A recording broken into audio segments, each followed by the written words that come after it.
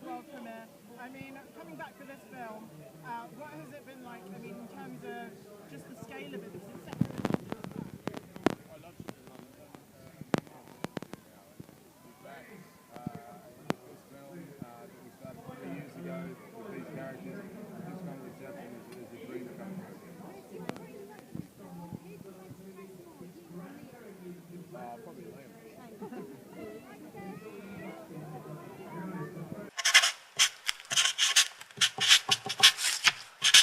Oh! Oh yeah. Yourself and Chris are both parents now since the last film. Have the kids bonded still on set, do they? We don't discuss our private lives, thank you. Alright. Can I ask about power? Both in this film and the Thor films and in V for Vendetta, much of the film has been about power and our relationship to it. I wonder if you had any thoughts on what Thor the Dark World says about people and power these days? Well, it's always, I think it's sort of an age-old issue to think about is how people behave once they get to power and how that changes them, and we see so many people take advantage of their positions, and I think it makes for fascinating drama for sure. Thank you very much. Thank you.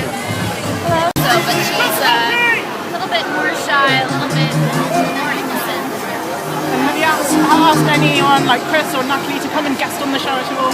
I haven't. I think that would be a little too meta for two girls. Sorry. Thank you guys. Just two quick questions. Hiya. What was it like to work with Chris and Natalie again? Wonderful. They're the nicest people in the world, and I love them both so much. And it's nice to see them with their families. Right. And can we also message to Japanese man looking into your camera? Hi. I thank you so much. I love you. What do you think makes the film fans so fanatic of Avengers? I'm sorry? What do you think makes fans so fanatic of Avengers? Oh, I think all the superheroes, especially the Marvel stars, are so universal. Doesn't matter where you're from or what you're doing. We're just going to make the story. Thank you. Thank you. Well, you can make the text bigger, but I'm not going to advertise it, obviously. We would never do that. So I did a lot of reading, and I also rehearsed my Elven language, which I speak in the film.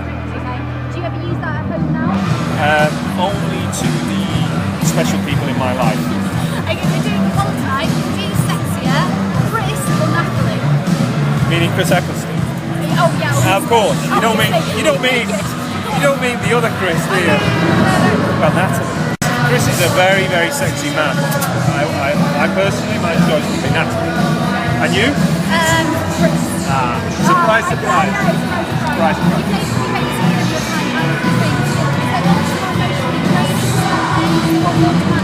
None of it's emotionally draining. It's just not like having a proper job. It's being paid to have fun. I'm pleased to hear it. Thank you so much. You're welcome. Thank you. Cool. Can we come over to do a couple of prints? Hi Chris, lovely to meet you. Hello mate. It's very rare in comic book movies that we have a villain from the first one back for a sequel. So was it quite daunting for you to kind of follow up Hiddleston because he's still in the film? No, it wasn't daunting. I mean, it's a pleasure. This film has got probably 3 villains. It's got myself, it's got Tom, and it's also got Ada Wally, who plays Algrim and the Curse. And my threat is very separate. You know, Tom is the threat from within the family. I'm the threat from without. We inhabit a very different tone in the film. The film's got a number of tones, and it's actually quite comic. I'm not very funny at all, as you know well from past performances. But no, I looked after myself. So, I mean, there's a lot of humour in the film, but your character is I'm a miserable swine. Very stoic. Yeah. Were you ever tempted to like crack a smile just to give us one? Yeah, but you know, it all ended up on the cutting room floor. They said, continue to be mean, Eccleston. We want a naughty elf. I was wanting to ask, you've played a son of God before. How does that compare to playing a god now? I think I preferred the Son of God rather than this God. This God is a vengeful, bitter, and Old Testament kind of a God. Fundamentalist, zealous, and without, as I've just said, without any redeeming features or a sense of humour. The other fellow was a little lighter on the psyche. I thought so. Thank you. You're welcome. Thank you very much. Undermining the nature of the for it. We have 10 winners of the Lucky Loki competition. Congratulations all the people for working effort this evening. Thank you so much, and a huge thank you to you, Tom Hiddleston. It's a pleasure seeing you here. I believe there's a photo opportunity now, but thank you so much. Ladies and gentlemen, Tom Hiddleston. If you've seen what I've done before, you know that I'm making it was not a big deal. And I was born, you know, so. That's very true. But also, you've got another film coming up, which is hit the headlines for the BBC in it, Nymphomania. Were you pushed harder in that film than other films before? If I what? Were you pushed harder? In Nymphomania?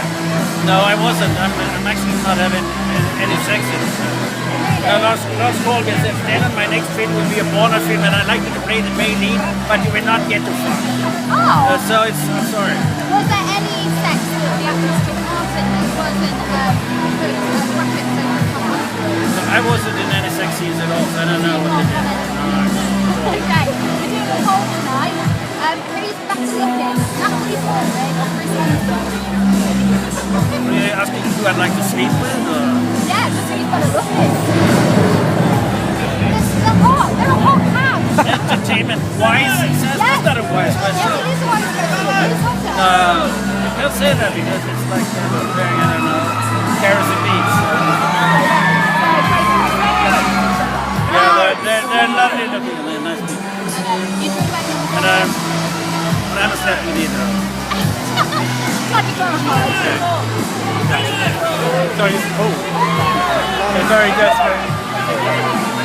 Hi. Oh, sorry. Sorry, one second. I was quick on it. Basically, just the last film, you were a man possessed outside of your own mental faculties. This film, you're back in charge of your own mind. How do you approach acting that in a different way? Was it easier, harder?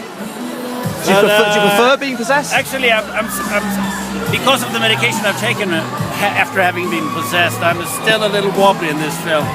But it's the writing that does it. You do what you can with the scenes you have, and hopefully it's fun. Thank you very much.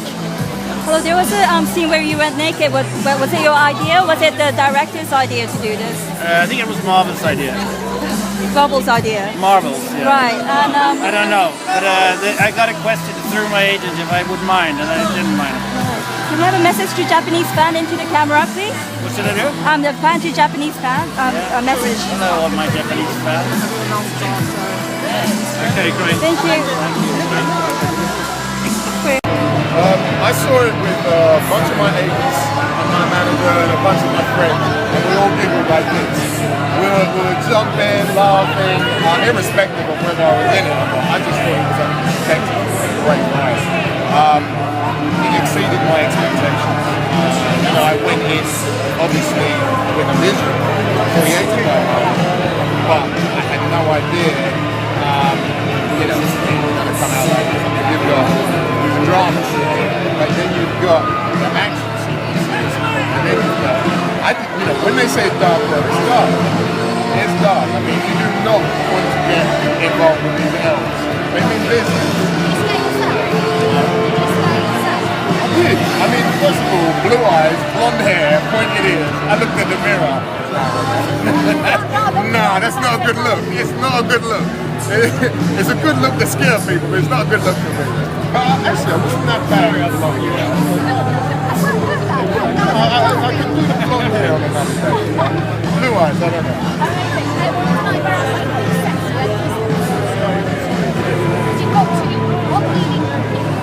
That is a dumb question. For me, it's gotta be that, isn't it? I mean, really, I'm a man. I love Chris, he's a great guy, but if you ask me who's second, I'm always going to be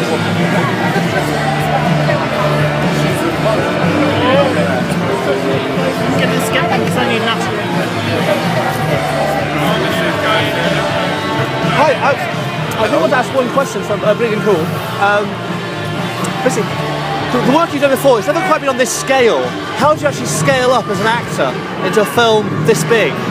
Did you approach it differently?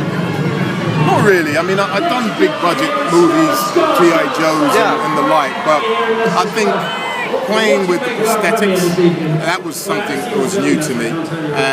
Playing two characters, transforming, the makeup process, that was challenging. But it all eventually added to the character, I think. I mean, you know, the suit weighed 35 pounds. So to carry that, Absolutely. and fighting that, I mean, when you see Curse stomping through, it's not just me acting, it was heavy. Really? I mean, the one which I did want to ask, because we're getting so many superhero films based on, especially 1960s comic books, do you feel there's a problem for strong roles for black actors, since so many films are being based on films that were based on comics where most of the cast was pretty much white? Do you see there's a problem? No? I mean, look at Thor. You've got both myself and Idris in it, and they're both iconic roles. And you know, people always seem to think, oh, if one black guy is in the movie, there's not enough. Well, here you got two powerful black actors in the same movie and playing completely different characters, and you don't blink, you just say there's some good actors. So I think ultimately, if you're a good actor, hopefully that'll transcend beyond colour. Thanks so much. But you know, the more black faces we see in movies, the better.